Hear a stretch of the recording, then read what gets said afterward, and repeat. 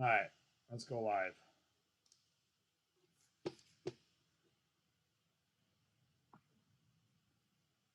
What's happening, Aaron? Not much. How you doing? Doing good, doing good. How was your weekend? It started off interesting. I had some septic tank issues on Saturday morning, but luckily enough, we were able to figure it out. That would create an interesting weekend.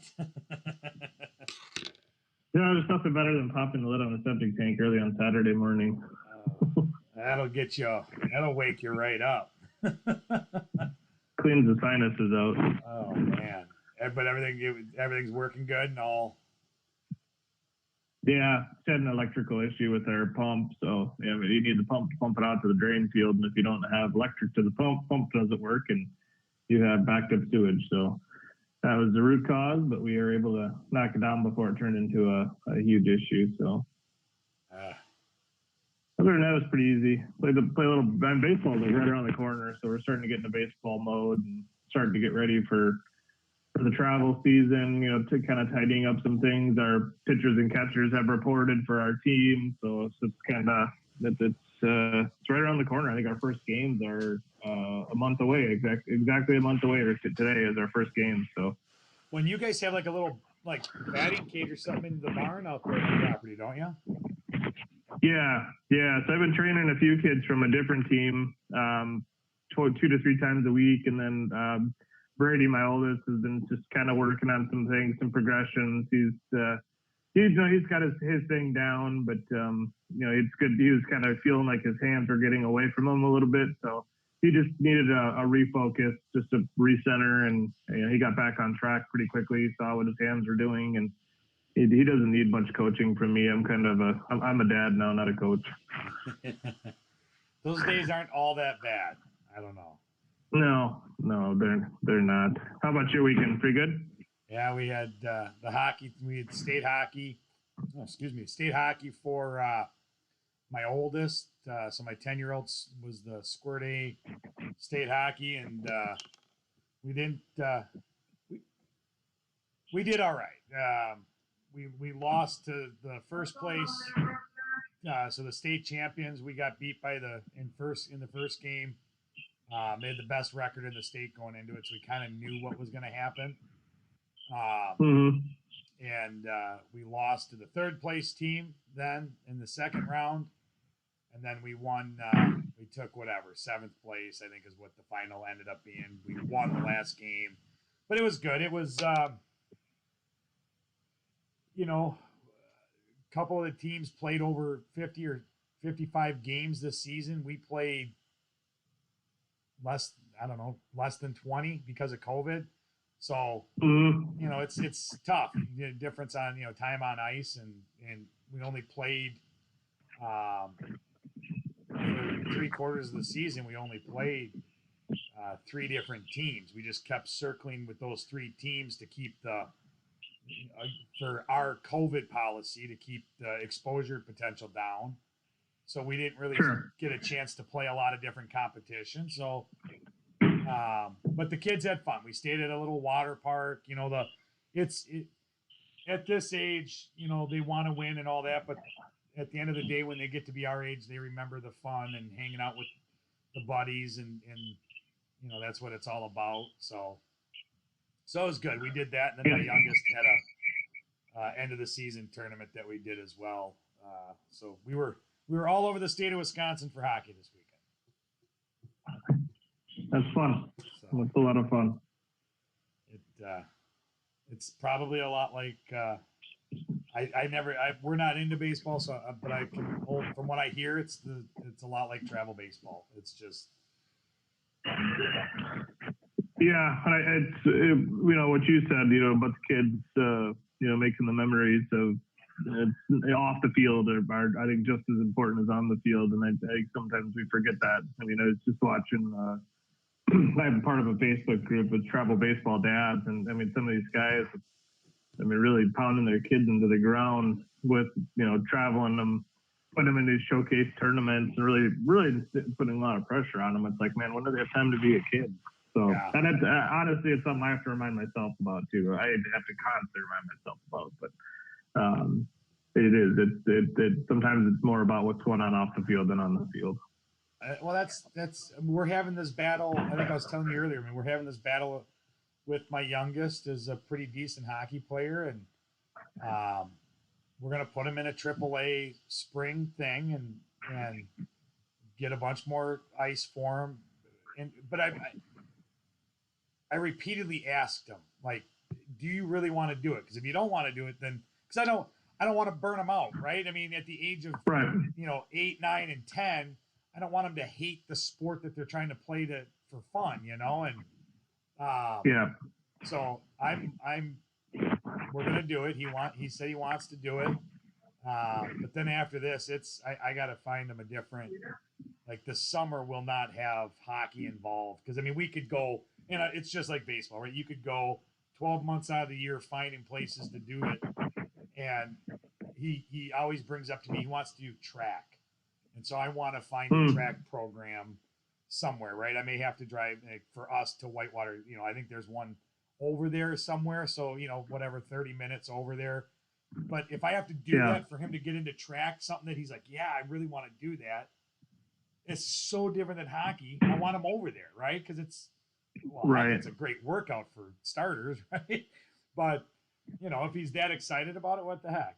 Get him away from the ice for a while and into something where he can meet new people and friends and whatever. Yeah. All right. Well, let's dig into. I think we're filling it out this morning. Episode 22 of Leaders Eat Last. So. Yep. Okay. I can read the synopsis there. Yeah. Leaders are the ones who run headfirst into the unknown. They rush toward the danger. They put their own interests aside to protect us or to pull us into the future. Leaders would sooner sacrifice what is theirs to save what is ours, and they would never sacrifice what is ours to save what is theirs. This is what it means to be a leader. It means they choose to go first into danger, head first toward the unknown. And when we feel sure that they will keep us safe, we will march behind them and work tirelessly to see their visions come to life and proudly call ourselves their followers. So a society, this is interesting, a society of addicts.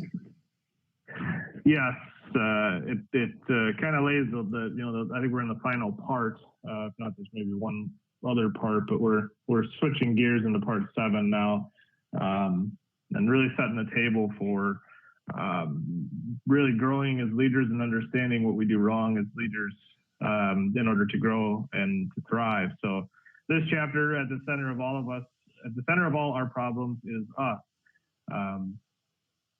And, I think Simon really sets the table really well at the beginning. And if you've seen any of his TED Talks or any of his other talks, he talks about this story many, many times, this Black Death of childbed.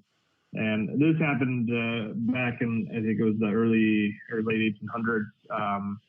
What happened was that there was doctors that were delivering babies, and then after some time, the mothers would pass away and they would die. And the doctors could never figure out, what was going on. We were in a society of learned individuals. We were doing things to what we felt was proper. These were doctors that were doing this. These were, individuals that have gone through colleges and gotten their time in, but they're essentially killing these women. And what's happening was, when they found out about it, when they actually finally figured it out, one gentleman had actually said, I think what the problem is that we're doing autopsies on these people in the morning, and then we're going straight into delivering babies in the afternoon without any sterilization of equipment or ourselves.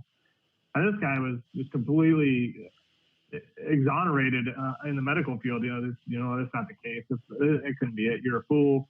And that actually ended up being what the problem was. And I think that's what Simon is trying to say here. And that's really, like I said, setting the table. Is like sometimes we get too much on our high horse, and we think that what we're doing is right, when fundamentally there's a simple issue that we're forgetting to do. And that's really what's causing this bigger problem.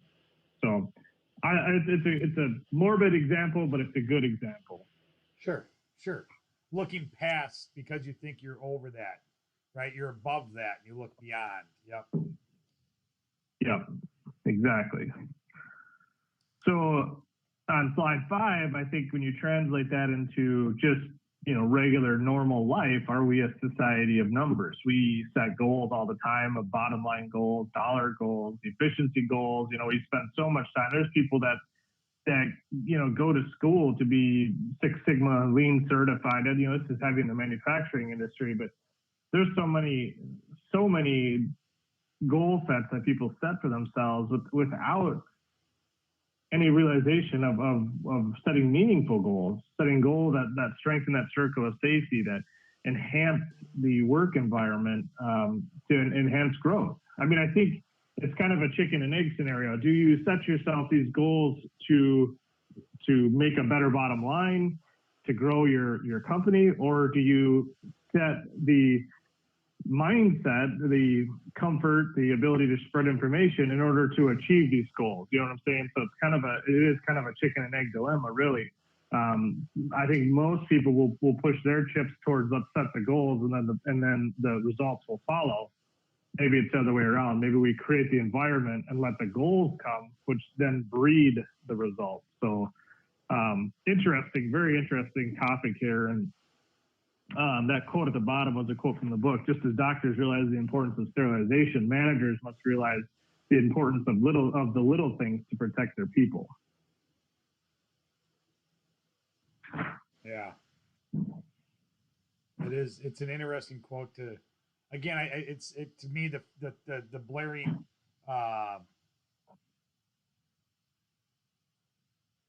statement to that, or the blaring point to that is we say the little things. I mean, it's the details, right? It's the what do they say, the pudding's in the details, or whatever that whole thing is, right? Or that you can get hung up on the big picture, the big concept, and forget about all these little pieces that go together to build that big castle, I guess. Right. Yeah, exactly.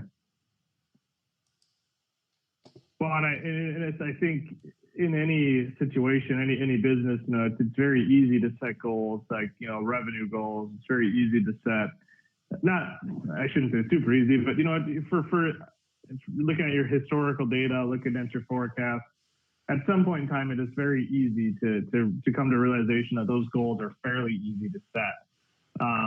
But what's hard is to create a culture that breeds that success. So it's very easy to just set those goals and then just say, okay, well, I've set the goals. Now I've given, essentially the roadmap to success, but have you really given the roadmap? You say you want to get to $15 million, but how are you going to get to $15 million? Those are the hard things that people have a hard time digging into. And I think that's what is really backfilled by the right culture, because if you have the right culture, I think those questions will get answered by your people. Like, if I stand in front on the podium and say, okay, guys, this year we're going to make $15 million. I need your help in getting there. What are we going to do? And the answers start flowing. But if you have a bad culture and you just stand up there and say, okay, we're going to get to $15 million come hell or high water, get on board and let's go take a ride. I don't think that sends the right message, but oftentimes I think that's what we do. And it's fueled by what you look at on slide 6 there, the dopamine addiction. We put these carrots out in front of people's noses, things like, pay increases, things of that nature. And people get excited about them because they say, okay, if I work this hard, then I can get this, this pay increase and so on and so forth. And that's really just a dopamine addiction, because it's the dopamine, again, we go back all the way to EDSO. Dopamine is the chemical that makes us happy. It makes us feel accomplished. It makes us, that's that feeling when you find your pair of shoes that's underneath your bed, that kind of feeling. So, but that feeling is also present in drugs and alcohol and gambling, because what it does is it essentially numbs our mind. It makes us feel like we've accomplished. It makes us feel in that haze. So, do you set goals that increase that dopamine feeling, or do you set goals that create more of that culture that breeds that success? That, again, we go back to that same question: how do you set your goals? Yeah, I always get into that. I always get into the analogy of um, commander's intent, right? The thought that, in the military, the commander is going to say, "I want to take that hill," but he's going to leave it up to the skill and the training that the guys under him have gone through to figure out the best way to do it, because he's not always there. And if all he was to do is point, that may not be the best way to get to the top of the hill, right? If we want to take the top of the hill, you want the feet on the ground, the boots on the ground, to understand, all right, what can we do to get here? And obviously, in that instance, with the least amount of casualties, right? I want to get to $15 million. How are we going to get to $15 million in sales? Well, let's figure out what we need to do, and to do, and I'm going to go back to the right activities, right? With the least amount of collateral cost, right? We got to be able to get to $15 million, but make a profit. So I can't spend $14 million in marketing just to hope that would make the sale, right? So you know what I mean? Like, it's that commander's intent, with the understanding that you've been given the ability to make decisions, but for the best interest of the company. It all just goes back to culture. How do you grow that culture? Yeah, yeah. And I think that the overwhelming circular feeling is that circle of safety. It's very easy to stand up and say our goal is to hit $15 million in sales, but then the hard part is, how do we get there? And again, it goes back to, okay, I stand up here and say 15 million, and if things don't go my way, I'll lay people off at the end of the year just to make my books look good. We'll be fine. And then if things go well, I look like the hero because I set the goal. And maybe I burned some bridges to get there. Maybe John's not happy with his job anymore because I had him working 60 hours a week to try to get things back on track. Okay, both scenarios are not very good endings. Yeah, yes, you did reach your goal, or yes, you did balance your books, but ultimately you burned bridges and you hurt your team. Yeah. Now, if you create a conscientious team effort to get to that point, like I said, you sit down and you say, guys, I want us to get to 15 million this year, and I want to understand. You guys tell me, is that feasible? Yes or no? If it is, how are we going to get there? It's going to take a total team effort. I can't do it by myself. I'm going to need everybody's help to do it. How are we going to get there? And then I think, if you create that kind of opening, then the ideas start to flow. Are they all going to be great ideas? No. But the more ideas that you throw on the wall, eventually something is going to work. So I think that's what's so important, but I think that's what's so missed in a lot of different facets of the world, whether it's manufacturing or construction crews or landscape crews. A lot of it is just so goal oriented versus team oriented, and I think it really needs to kind of flip the other way and be team oriented versus goal oriented. Sure.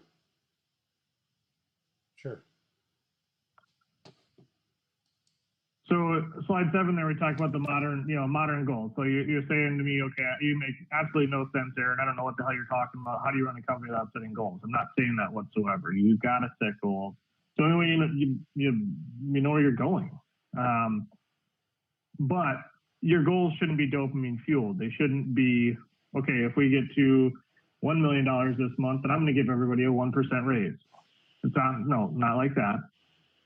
It should be, okay, here's my thoughts on how is the year. What can we do to get there? What do I need to give you to get there? That's the better approach that's not often taken. So if we set goals that are dopamine fueled, what's going to happen is we're going to increase selfishness. We're going to have team A and team B are both looking at that $1 million goal. They're both going to work themselves right into the ground, and one is going to succeed and one is not going to succeed. The one that does succeed is going to be burnt out and not want to put an effort in the next month. The other one is going to be so mad because they work so hard and get to their goals, they're going to become disconnected. Yeah. So that both scenarios are not viable. But that's what happens. Is it creates selfishness. It creates, I did this. It also creates that mindset of throwing people under the bus. He did that. I didn't do that. That was his fault, not my fault. The reason why we failed was because of him, not me. So it creates those kind of mindsets, and that's not a good culture to have. No. And then it also creates that cloudiness, because again, you're not thinking about the group. You're thinking about yourself. You're thinking, it's a very selfishness type mindset. So your mind becomes clouded because you feel like you're doing good, but everybody else is failing. So it creates that cloudiness, and it's not very clear at all.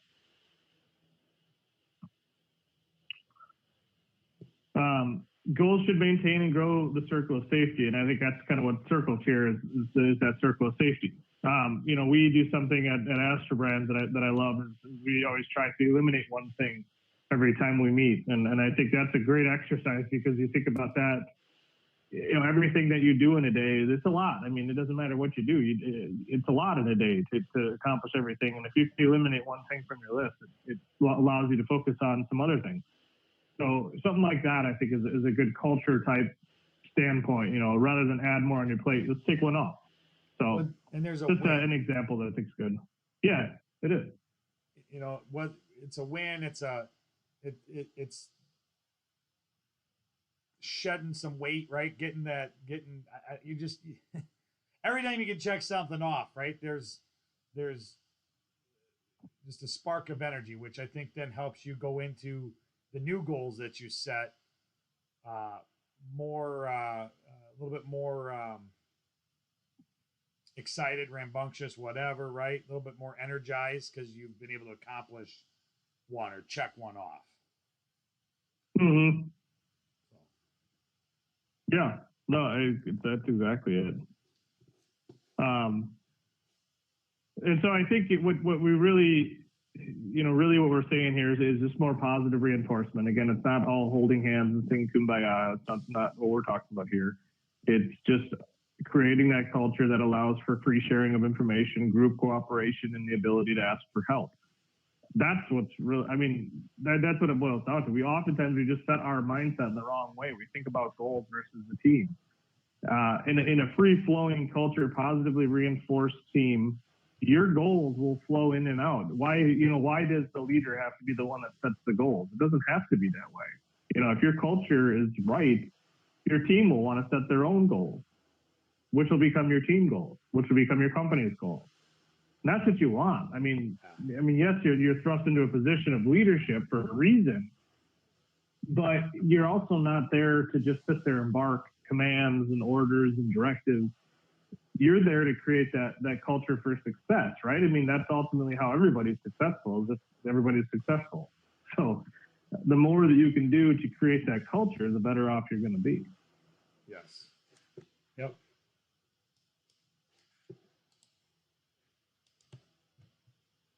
Yep. Yeah, I think that's about it for that one. It's a great chapter. There's a lot there. It is very hard to think about because you set up the team and the team is right, but it doesn't do the right activities, then you look like a failure. Versus you set up a team and you just start setting goals. You may be successful, but you may also go through, high rates of turnover, unhappy employees, unhappy life. So, setting up that team and then growing that culture, I think, is the first and foremost, which is so totally counterintuitive to what we do in everyday life. Yeah. Yes. Again, we've said it multiple times about how all these kind of go together. To me, that feels a lot like getting the right people on the bus, right? That whole, let's get the right people on the bus and then figure out what the right seat is. You know what I mean? Like, let's then move them around. Let's put them. So same thing, right? You figure out,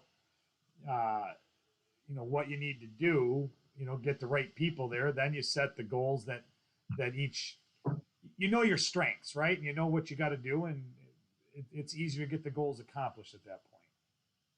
Right. Yep. So what's next?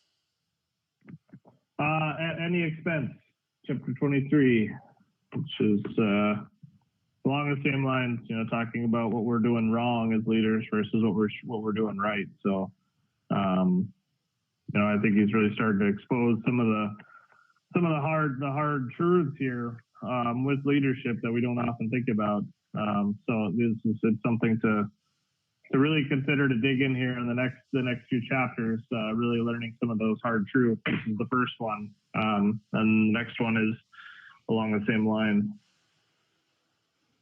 Perfect. And I believe we're still good for next Monday. Yeah, I think we should be fine. Or at least as of right now. Yeah. I don't think there'll be a problem with that.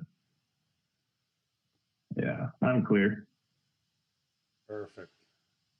Daylight savings time is on the 14th. Spring is a coming. It's gonna feel good. Like I dropped my kids off at school this morning, and I realized it was like 50 degrees out almost already. It was crazy. Yeah, this week's supposed to be beautiful. I think it's the same temperature here, or close to the same temperature here as where we're headed on spring break right now. And I'm like, that's not how I want my spring break.